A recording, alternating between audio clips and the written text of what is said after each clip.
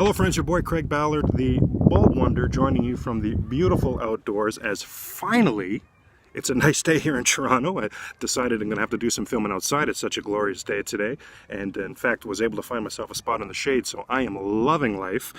First things first, some quick housekeeping. Certainly want to mention that you can always follow and interact with us. We love to hear from you, love to interact with you on Twitter and Instagram. That is at @tight_coverage, Facebook as well. You're checking this video out on our YouTube channel, so certainly want to thank those of you who have already taken a moment to like some of Tight Coverage's work, and to our first few subscribers as well on the YouTube channel. Much appreciated. Certainly want to thank you for being in on the ground floor, and I know that I speak for the Tight Coverage crew when I say that. Speaking of the Tight Coverage crew, who's joining us today? What's up, y'all? It's your boy Dre from Tight Coverage, and I'm here to give you my season award picks for the NBA this year. Hey, what's happening? My name is Michael Pope, and I am 1/3 of that Tight Coverage crew.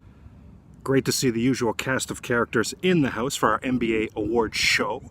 Let's go ahead and start with the Coach of the Year, and let's hear from you, Mr. Andre Nurse.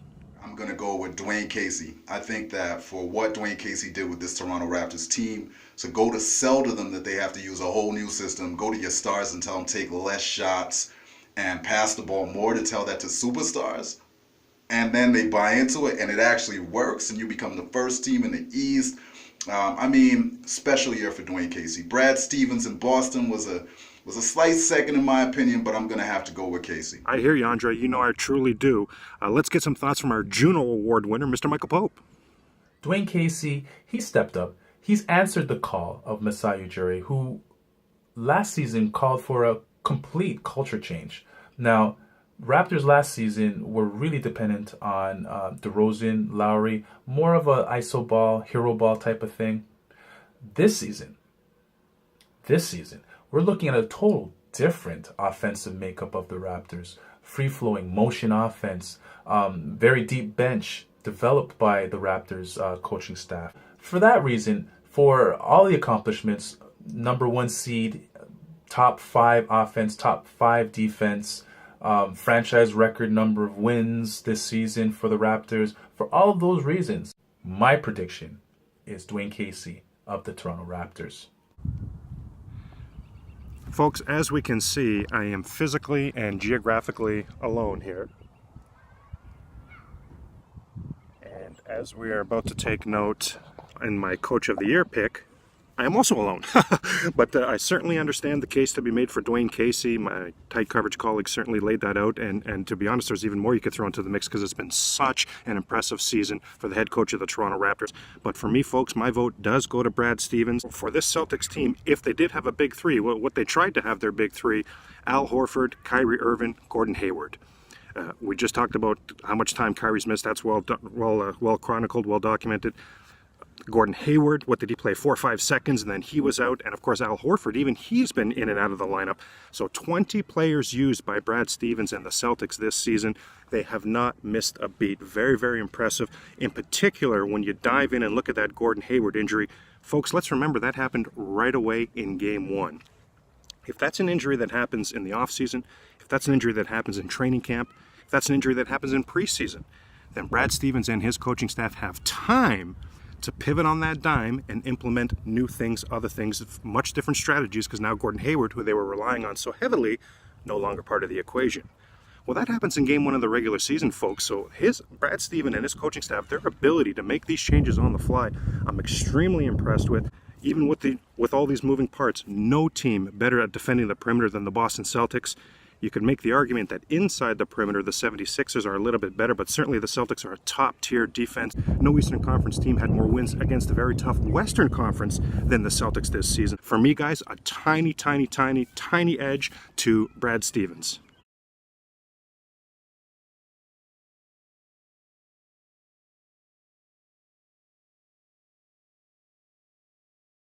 If you look traditionally at the way that this award is voted for, it's one of two schools of thought. One set of voters is going to vote on whoever has the best stats. The other set of voters is going to vote on the literal most valuable player. So if you took that player out, what would that team look like? So let's break down both here. If you look at points, assists, minutes, steals, and turnovers, all extremely close between these two, not a lot of separation. 3-point percentage, in fact, identical, so no separation there. James Harden with a slight advantage in wins, but LeBron with a great advantage in rebounds, LeBron with a great advantage in field goal percentage as well. Now, how about triple doubles? How about something like that? LeBron with 18 triple doubles this season, James Harden with 4. James Harden with 1 triple-double against a playoff team this season. LeBron James with 7 against playoff teams this season. Both had some historic triple-doubles in there. Let's tip our cap. We know they were both great seasons. A lot of people say James Harden, and I get it. Best player, best team. But last year, Russell Westbrook won because of stats. He averaged a triple-double on the year, so they said they automatically gave it to him. LeBron this year, he had a historic year too. For someone at this age to be doing what he did was absolutely spectacular. One thing I hear a lot is that Harden will get the award this year because he should have got it last year. If we're going to go ahead and open those can of worms, if we're going to set that precedence that things from the past can come into this vote, then for me, the biggest thing from the past to interject to the MVP voting this season is LeBron James in his 15th season of one of the great careers we've ever been blessed to be witness to. 15th season. This is the first time that LeBron James has played all 82 games in the regular season. And why was that the case? Why did he make sure he was doing that and committing to that? Because his team absolutely required it. Let's remember all the turmoil going on with this team all season. Several players in and out. He had to deal with teams changing, players changing halfway throughout the season. A 10-player difference after the trade deadline, unprecedented. And in fact, I'd say you could say an 11-player difference after the trade deadline, because let's remember Kevin Love missed so much time then as well. In addition, the coach, Ty Lue, misses a bunch of time. So many moving pieces, so much turmoil going on for the Cavs this season. LeBron really stepped up as their leader. All those changes that took place in the 29 games after the trade deadline, LeBron leads them to a 19-10 record. 9 triple-doubles he has during that stretch, where he averages 29 points, 8 rebounds, 8 assists during that time. I mean, a fantastic stretch of basketball for LeBron James. My hat was definitely off to the season we saw from him this season. Let's also keep in mind, James Harden missed 10 games. So there's LeBron playing the full season. James Harden misses 10 games. In those 10 games, the Houston Rockets, and this speaks to who's more valuable to their team, the Houston Rockets go 6-4. They go 6-3 in 9 of those games where Chris Paul plays. So 6-4, either one of these records very legit. Either one of those is a playoff team.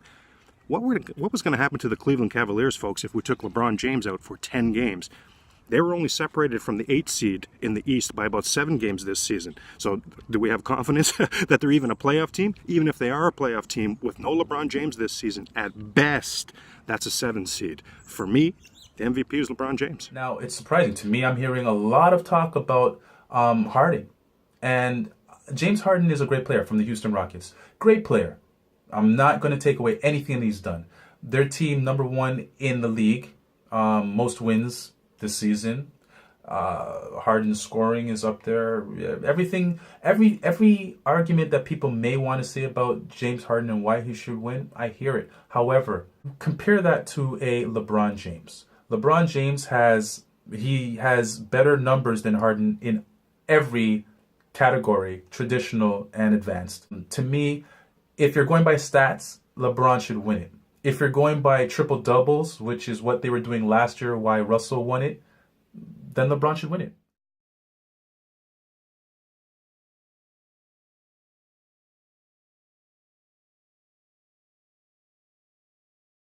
For my 6th man of the year, I think Lou Williams gets it. I mean, what he was doing in LA was absolutely spectacular. He was almost an all-star for the type of performance that he did coming off the bench as a 6th man.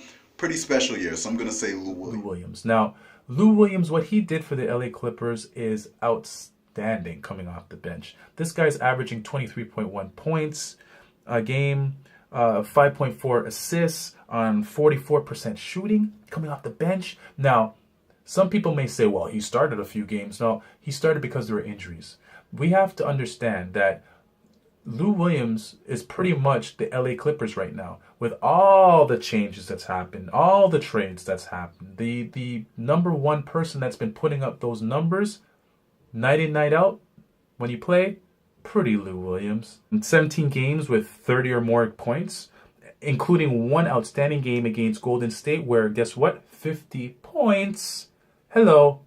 6th man award goes to Lou Williams. Now, moving into an even tougher category, Rookie of the Year. Now, it's been pretty exciting watching this back and forth between Ben Simmons from the Philadelphia 76ers and Donovan Mitchell from the Utah Jazz. Both extremely worthy. And this is where the debate kicks in. So you got Donovan Mitchell in Utah, and you have Ben Simmons in Philly. Now, Ben Simmons had probably a more historic year, which usually automatically gives you the Rookie of the Year, but I'd say Donovan Mitchell had a special year as well in Utah, and he was actually the number one option on his team. You couldn't say that in Philly. On top of that, for me, a rookie is someone who it's their very first year in the NBA. Not you were injured an entire year, you still got to get training from NBA staff and see how it is and practice with the guys. No, this was Donovan Mitchell's first year. To me, this is a true rookie, so he gets the Rookie of the Year in my opinion. The competition this season is incredible. Let's look at some of the numbers. Ben Simmons, first rookie since Magic to have at least 1,000 points, 500 rebounds, 500 assists. Hello. The only other person to do that before both of those players, Ben and Magic, would be Oscar Robertson. Incredible company to be in, Ben. This guy does a little bit of everything. Then you have Donovan Mitchell. Now, not a knock, but a thing that I have to say about Ben Simmons, he had a year that he was in previous. Yes, he might have been injured, but he was privy to the training. He had all of the videos, all the tapes. He was around the NBA culture before Donovan Mitchell. Even though he didn't play one game, he was injured, he was still in the league. You know what I mean? So to me, as a true, you can say as a true rookie, it would be Donovan Mitchell. But for the mere fact that this was his first playing season and the numbers that he accomplished, and for the mere fact that Donovan Mitchell is the Utah Jazz and the numbers that he accomplished, my prediction is that it's actually going to be split and it's going to be a co-Rookie of the Year. As a Laker fan, I do hope you'll join me in agreeing that Lonzo Ball is the Rookie of the Year. Oh, that did not go okay. I see I was in the minority there. I can actually feel my co-hosts, Andre and Pope, jumping through the screens at me. Just kidding, of course. Here's my actual Rookie of the Year pick. Under the guidelines, when we're looking at rookies, Ben Simmons certainly qualifies, and for me, he was absolutely the best rookie this season. Loved what we saw from Donovan Mitchell. Gifted scorer, just getting started in this league. I think Mitchell's maybe even slightly better defender than he gets a lot of credit for as well. But Ben Simmons, there's just so much that he contributes to on the floor. He defends, he rebounds, he gets assists, he scores. Doesn't have a three-point game to speak of at all. Donovan Mitchell was good, not great, but good from downtown, so certainly advantage to Mitchell there. But Ben Simmons, wow, once he's inside that three-point line, what he's able to do on offense, the way he's able to operate, he can take off from his left foot, from his right foot, he can shoot it with the left hand, from the right hand. He sets up whatever he wants to set up against his defender, and on the very rare occasions, on the very rare trips down the floor where the defender actually does such a good job that the defender forces Ben Simmons into something, it's never uncomfortable, it's never not in rhythm, because as I say, he can take off from the left foot, the right foot, he can use his left hand, his right hand. He's extremely impressive. Very literally a historic rookie season for Ben Simmons this season. Has to be the Rookie of the Year, certainly in my eyes anyway. Okay. Just some quick house cleaning things, because I know we didn't get to the most improved and the Defensive Player of the Year as well. In conversations that Tight Coverage had, we're definitely unanimous on Victor Oladipo as the most improved. He went from number 49 in offense last year to a top 10 player this season. If you remember, after the Paul George trade, I don't think a lot of us were prognosticating that the Indiana Pacers were a 48-win team. But Victor Oladipo, first-time All-Star, and by far led the league in steals. He had a fantastic season, leading that 48-win, very impressive Indiana Pacer team. So Tight Coverage, we would certainly give our vote to him. And we're also unanimous on the Defensive Player of the Year, Rudy Gobert, a.k.a. the Stifle Tower. Wow. This guy, if you remember his journey on the season, he started the season, played a few games, then went out for a while. Freak injury to his knee. Came back for a few games, then went out for even longer. On January 19th, Rudy Gobert comes back to an 18-26 Jazz team, and he interjects himself into that paint, the Stifle Tower. It's not just the actual blocks, it's the shots that he changes and alters as well. How about when he came back, the Jazz finish on a 30-8 run? obviously beyond impressive. The big man doing big things for the Utah Jazz. Would love to hear from you. How would we do on our picks? You love them, you hate them, something in between? What did we get wrong and right? Please, let's interact and enjoy the rest of the day.